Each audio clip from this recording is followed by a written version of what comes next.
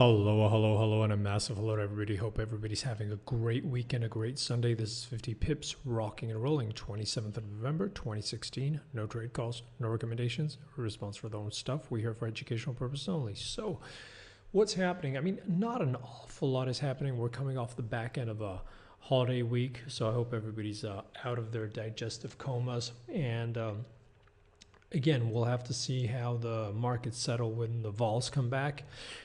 Should be an interesting week ahead. You know, it's going to be leading into the Friday non-farm number, so we'll have to see what happens there. You know, we've also got the OPEC meeting on the 30th, so that's, you know, the other big event risk at midweek. But we do have a fair number of interesting data points throughout the week, right? So Monday we've got Draghi speaking. You've got a bunch of central bankers speaking the whole week. Then you also have the GDP out of the US on Tuesday. Again, you have Wheeler speaking, you've got Polo speaking. So there's a lot of stuff. You've got stress test results out of the UK. That OPEC meeting on Wednesday with ECB speaking, Draghi speaking again. You've got the ADP. So again, GDP out of Canada. So there's a lot of stuff coming out all week, all those PMIs out of China. So there's an awful lot of event risk, but really what's going on? We're just kind of in a holding pattern, right? The tricky thing is that when you see markets extend the way they've been extending over the holiday period, a lot of people feel like, oh, I'm going to miss the move.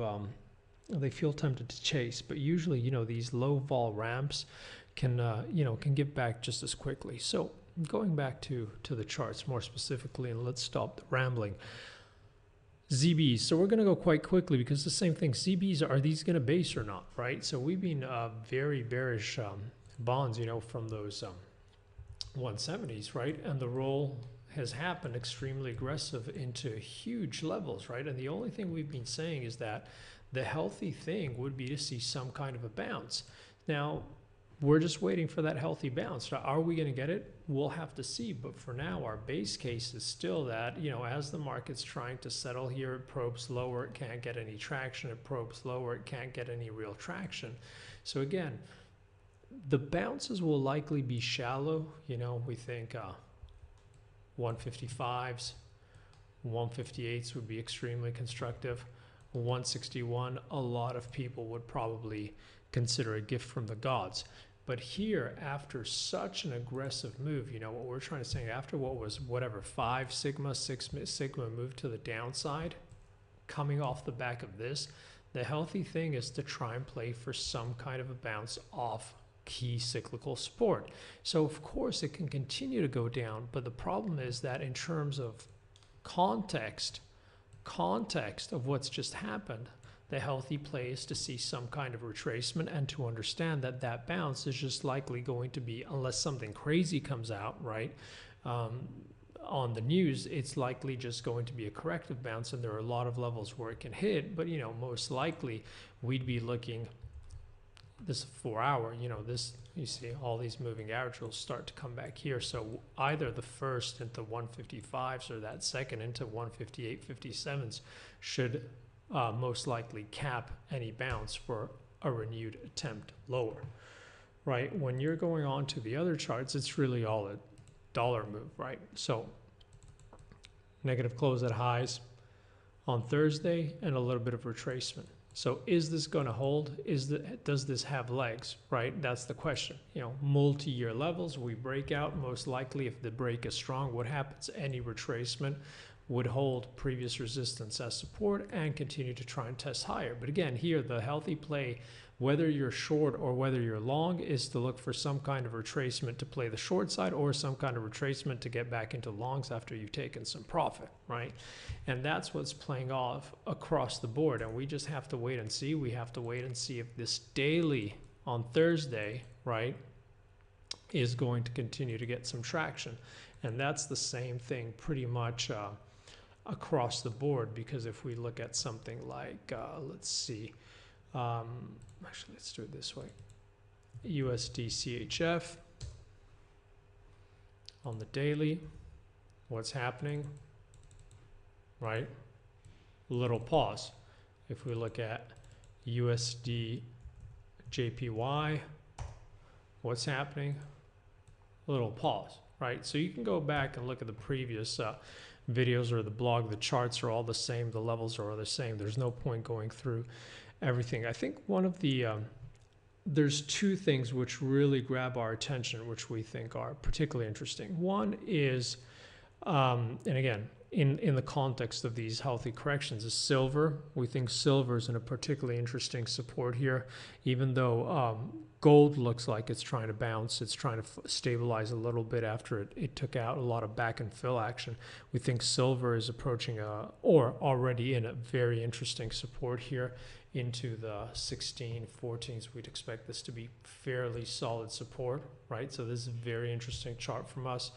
And the other interesting chart for us is the NASDAQ, right? The fact that if you look at those big ranges that have been put in on the election days, right, and the move back out, NASDAQ is the only one that's still stuck in those levels, that still hasn't taken out those highs. So the big question is, you know, in terms of equities, are the other equities trying to tell us something? Are they leading and NASDAQ is going to catch up? Or is NASDAQ a little tell and NASDAQ's telling us, whoa, hold on, you know, this might be a low liquidity ramp. You know, be cautious, and maybe this is an interesting short, or it's an interesting chart to keep an eye out if you're looking to get short some of the other indices. So we still like to be positioned with some kind of short exposure on NASDAQ here, and what we'd be focusing on is how we trade early on in the week. You see all these dips we had back into this